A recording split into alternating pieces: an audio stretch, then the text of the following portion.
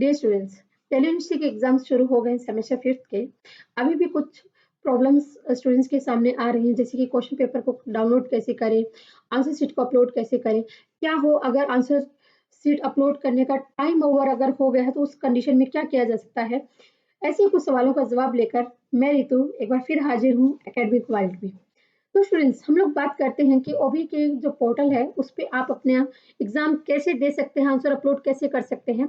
उसके लिए चलिए हम लोग पहले ओपन कर लेते हैं जो दिल्ली यूनिवर्सिटी ने जो ओबी का पोर्टल प्रोवाइड किया है उस पे हम लोग क्लिक कर लेते हैं।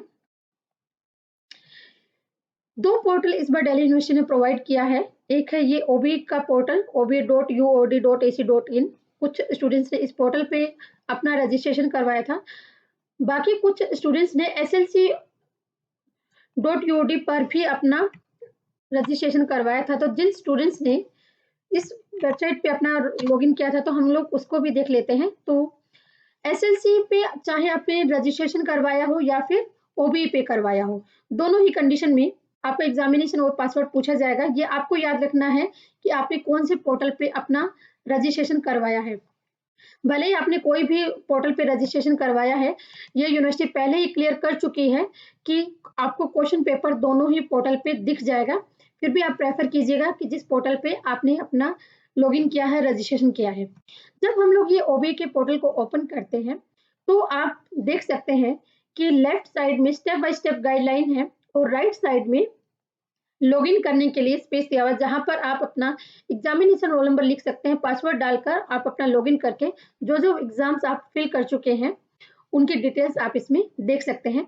तो आइए पहले जान लेते हैं कि हम लोग ये पोर्टल में जो स्टेप बाय स्टेप जो गाइड्स हैं वो क्या है। पहला स्टेप जो है वो है सेल्फ रजिस्ट्रेशन का, जो कि आप पहले ही कर चुके होंगे एग्जाम स्टार्ट होने से पहले। एंड आई एम श्योर कि आपने जो एग्जाम फॉर्म फिल किया होगा, पेपर कोड उसमें ठीक से डाला होगा, क्योंकि अगर आपने पेपर कोड गलत डाला होगा तो आप अपने पेपर को ढूंढते रह जाएंगे और जिस डेट को आप सोच मान कर चलें कि आपका एग्जाम होगा उस दिन वो नहीं मिलेगा, क्योंकि आपने पेपर कोड गलत डाला। तो सबसे पहला इंपॉर्टेंट काम जो आपको देख लेना चाहिए, क्रॉस चेक कर लेना चाहिए, वो ये कि पेपर कोड ठीक है या नहीं है।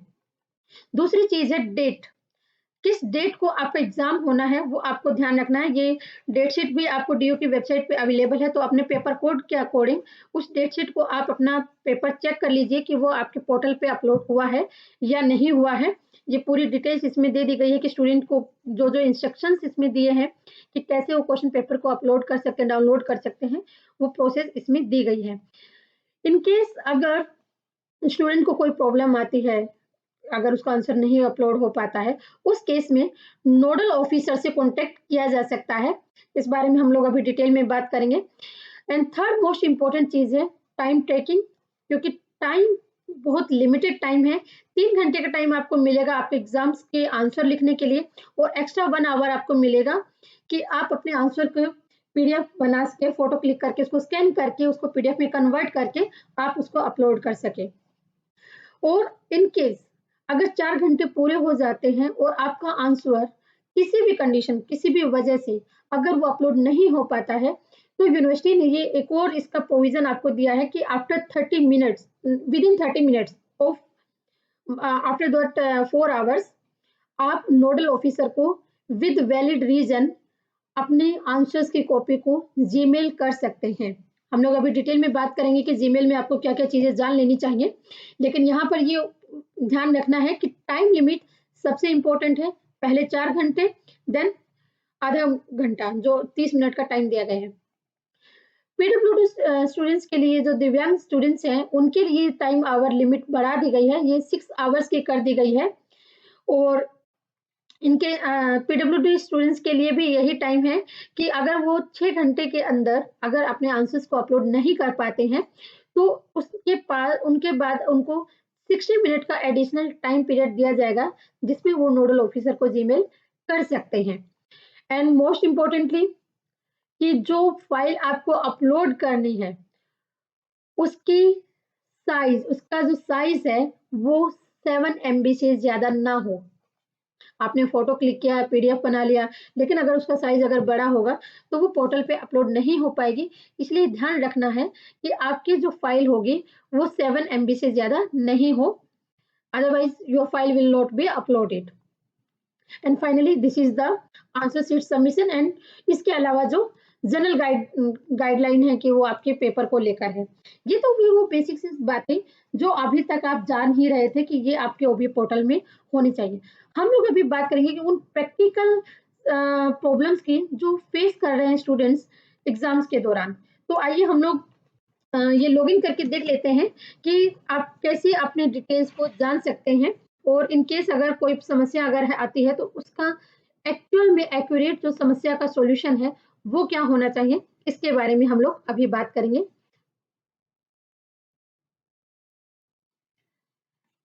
ये एक स्टूडेंट का मैं अभी इसमें लॉगिन करके आपको दिखा रही हूँ, जिससे आप ये जान सकते हैं कि किस तरीके से आप लॉगिन करके अपने एग्जाम्स को आप देख सकते हैं। ये जैसे ही मैंने इसमें लॉगिन किया है तो ये पूरा डिटेल इसमें आ जाता है, और यहाँ पर ये क्लियरली बता दिया है कि अगर किसी बच्चे ने सिंक्रोनाइज ओबी पोर्टल अगर किया है, दूसरे पोर्टल में अगर किसी ने रजिस्ट्रेशन किया होगा तो सिंक्रोनाइज हो गया, आपको यहाँ पर भी क्वेश्चन पेपर दिखाएगा और वहां पर भी। तो हम लोग पहले देख लेते हैं कि ओपन बुक एग्जामिनेशन में यहाँ पर क्या शो कर रहा है। और क्योंकि ये मैं आज 1 दिसंबर को मैं ये वीडियो बना रही हूँ और इस दिन का स्टूडेंट का कोई पेपर नहीं है, तो यहाँ पर ये दिखा रहा है नो रिजल्ट फाउंड। और मैं अगर किसी और डेट का इसमें सर्च करती हूँ, क्योंकि 2 दिसंबर को ये पेपर है, तो इसकी इस पेपर का कोड, टाइम और पेपर का टाइटल, ये सारी चीजें इसमें आ गई हैं, और यहाँ पर लिखा है पेपर नोट डाउनलोडेड येट। इसका मतलब ये है कि अभी तक, क्योंकि ये टाइम स्टार्ट जैसे ही 2:30 बज जाएंगे उसके बाद यूनिवर्सिटी क्वेश्चन पेपर को उधर से डाउनलोड कर देगी, ताकि यहाँ पर आप डाउनलोड करके यूनिवर्सिटी उसको अपलोड कर देगी। तो ये तो हुई बात कि अगर सारी चीजें सही तरीके से चल रही है। कल हम लोग जैसे ये पहली बार हमने भी ऐसा देखा है कि स्टूडेंट्स के साथ दिक्कत ये आई कि हिस्ट्री सेट का पेपर होना था, लैंग्वेज एंड लिटरेचर का, और स्टूडेंट्स का पेपर 2:30 बजे से शुरू होना है, और कोई भी उसमें बच्चे जब इस पे लॉगिन कर रहे थे तो उनको ये दिखाया जा रहा था कि आज की डेट में कोई पेपर नहीं है। और एक्चुअल में ये प्रॉब्लम जो हुई थी ये यूनिवर्सिटी की तरफ से हुई थी, और स्टूडेंट्स समझ नहीं पा रहे थे कि वो क्या करें।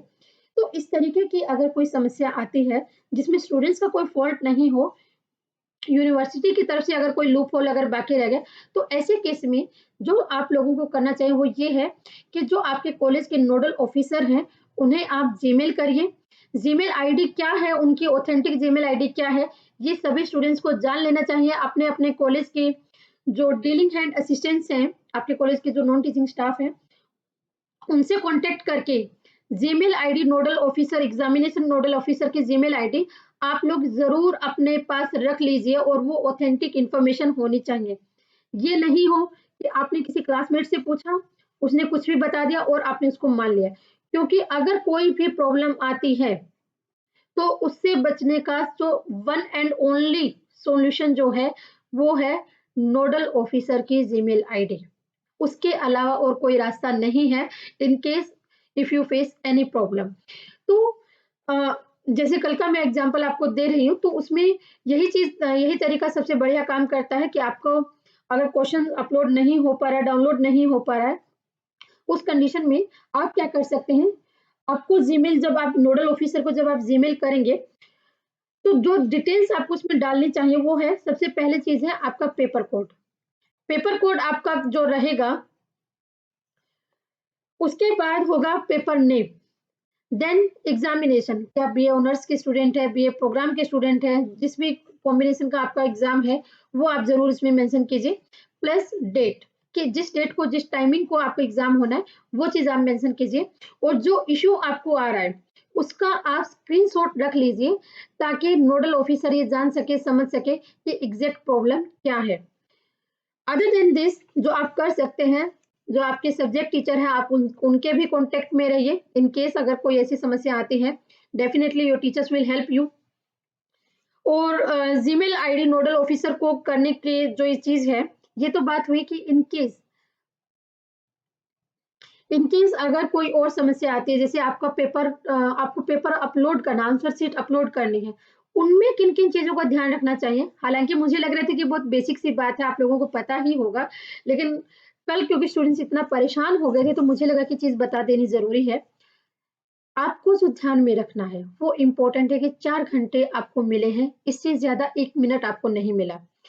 तो 4 घंटे होने पर कई स्टूडेंट्स क्या करते हैं कि जैसे 4 क्वेश्चन अटेम्प्ट करने हैं, वो अपने आंसर्स लिखते रहते हैं और उन्हें लगता है कि लास्ट में वो सारे आंसर्स के एक साथ फ़ोटो क्लिक करेंगे, उनको पीडीएफ बनाएँगे और वो अपलोड कर देंगे। मैं इस चीज़ से बिल्कुल एग्री नहीं करूँगी, but I will suggest you आपने पहले आंसर को लिखा, उस आंसर की तुरंत पीडीएफ बनाइए, अपलोड कर दीजिए।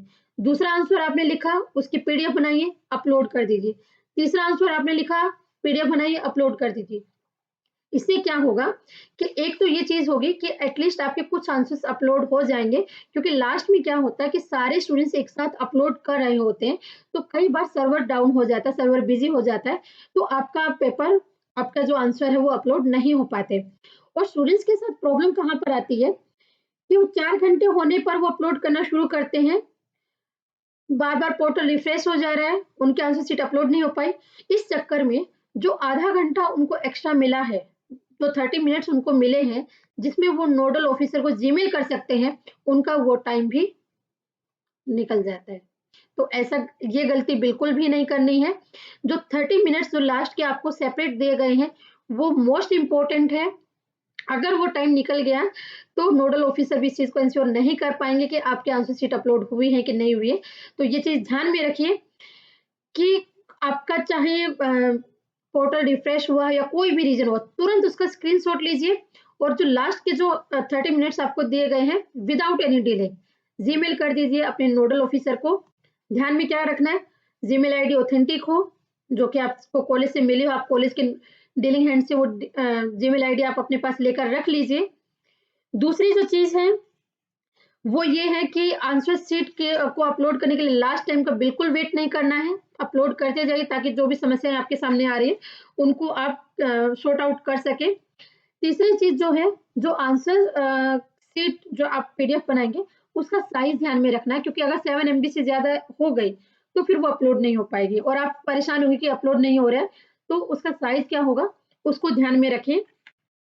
और लास्ट एंड मोस्ट इम्पोर्टेंट, सबसे इम्पोर्टेंट चीज़, वो ये है कि कोई भी समस्या हो, पैनिक नहीं होना है, घबराना नहीं है। आप घबराएँगे, आप कॉल करेंगे नोडल ऑफिसर को, आप कॉल करेंगे, आप याद रखिए कि आपकी क्लास में 60 लोग और भी हैं, वो 60 लोग भी कॉल करेंगे, तो भई नोडल ऑफिसर आपकी कॉल का रिस्पॉन्स करे या जो समस्या उन तक पहुँच चुकी है, वो उसका समाधान करे। तो पैनिक नहीं होना है, बिल्कुल भी नहीं होना है, जीमेल कर देना है। एंड जब आप कई बार पैनिक होने के उसमें क्या होता है कि बच्चे घबरा जाते हैं कि मैम अगर अपलोड नहीं हुआ, टाइम भी एक्सीड हो गया, क्या मैं फेल हो जाऊँ क्योंकि 5th सेमेस्टर है, फिर अगले साल कंपार्टमेंट आ गई, तो पूरा 1 साल खराब हो जाएगा। तो बेटा ये चीज़ का आप ध्यान रख लो कि पैनिक होने से कुछ नहीं होना, ठीक है? शांत रह के शांत दिमाग से अपना काम करना है।